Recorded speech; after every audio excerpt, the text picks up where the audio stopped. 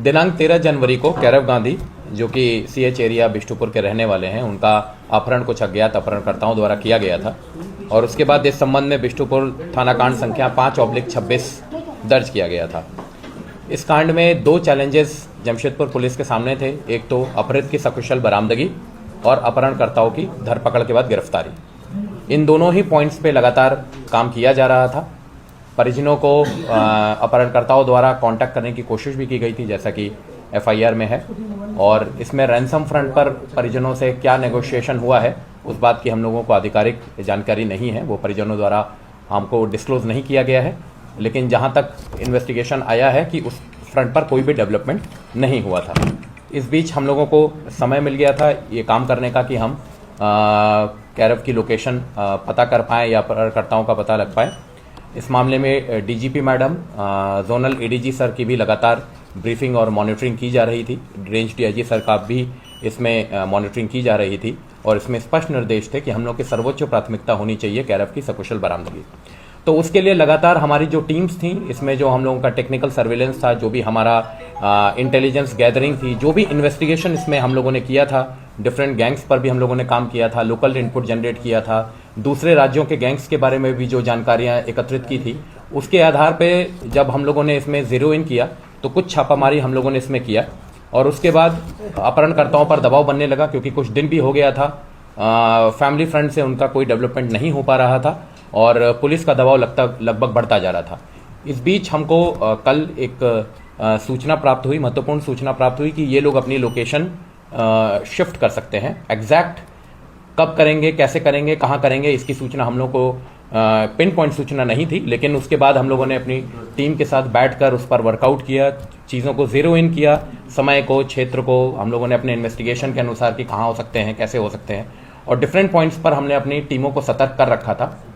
और जैसा हमने सोचा था उसी तरीके से लगभग चीज़ें डेवलप भी हुई, क्योंकि अपहरणकर्ताओं को नहीं पता था कि हम लोगों को इस बात की सूचना है। वो लोग कैरव की लोकेशन चेंज कर रहे थे, हमारी टीम्स लगातार उनका पीछा कर रही थी। 2 एग्जैक्ट इन्फॉर्मेशन या एग्जैक्ट गाड़ी हम लोग को नहीं पता थी। अंतिम में अपहरणकर्ताओं पैनिक कर गए, उनको समझ में आ गया कि उनका पीछा हो रहा है और यहाँ पर पुलिस काफ़ी सतर्क है और किसी भी अनहोनी की आशंका से उन लोगों ने पैनिक होकर कैरव को वहीं रास्ते में उतार दिया।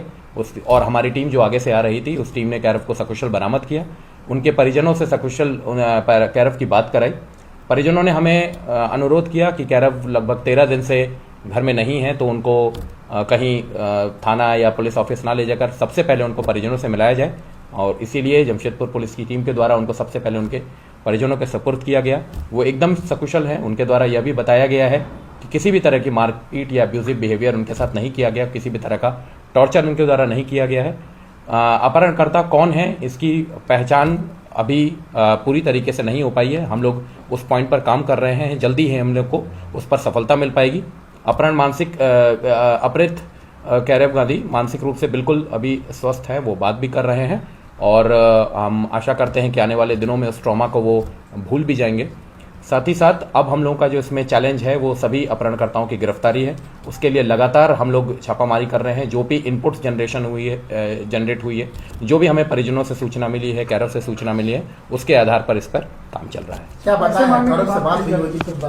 हाँ, बहुत ज़्यादा इन्फॉर्मेशन देखिए उन लोगों ने अपना जो है कि अपहरणकर्ताओं ने अपनी पहचान ऑब्वियसली उनके सामने डिस्क्लोज नहीं की है। तो जो जो चीज़ें बताई हैं उन चीज़ों को हमने अपने इन्वेस्टिगेशन में लिया है और उस पॉइंट पर आगे कार्रवाई की जाएगी। किस जगह पे छोड़ा था कैरव को? ये छोड़ा था चौपारण और जो बरही का हमारा खंड है उसके बीच में कहीं पर, रास्ते पर ही, जो हाईवे का है उसी रास्ते पर ड्रॉप किया था और उसके बाद गाड़ी कहीं चली गई। तो वो गाड़ी हम लोग लोकेट नहीं कर पाए। हम लोग उसको लोकेट करने की पूरी कोशिश कर रहे हैं। इलाका जो था नहीं, ये काफ़ी देर रात की बात है, लगभग 12 से 12:30 बजे की बात है। बहुत ज़्यादा उस समय पब्लिक का उस समय मूवमेंट नहीं था, जो बाकी ट्रैफिक मूवमेंट वगैरह रहता है ट्रक्स वगैरह का, वैसा वाला मूवमेंट। ये अपहरण कैसे हुआ था, कहाँ से हुआ था? अपहरण यहीं से हुआ था, जो सीएच एरिया में कदमा सोनारी लिंक रोड के सामने से ही अपहरण हुआ था। जो इन्वेस्टिगेशन में हम लोग को बातें पता चली हैं कि ये गाड़ी में कुछ लोग आए थे और उनका अपहरण करके उनको ले गए थे और उनकी गाड़ी को कंदराबेड़े के पास डंप कर दिया गया था।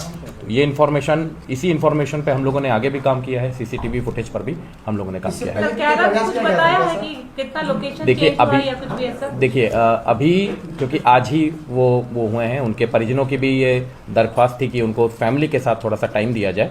जब एक बार वो बात करने के लिए हमसे रेडी होंगे, पूरी तरीके से वो रहेंगे, तब उस पर डिटेल में हम लोग उनसे बात की जाएगी। प्रारंभिक पूछताछ हम लोगों ने उनसे की है, तो जो इनपुट्स हम लोग को मिले हैं उस पर हम लोग काम कर रहे हैं। इससे पहले का ऐसा कुछ इनपुट हम लोग को अभी तक अनुसंधान में नहीं आया है।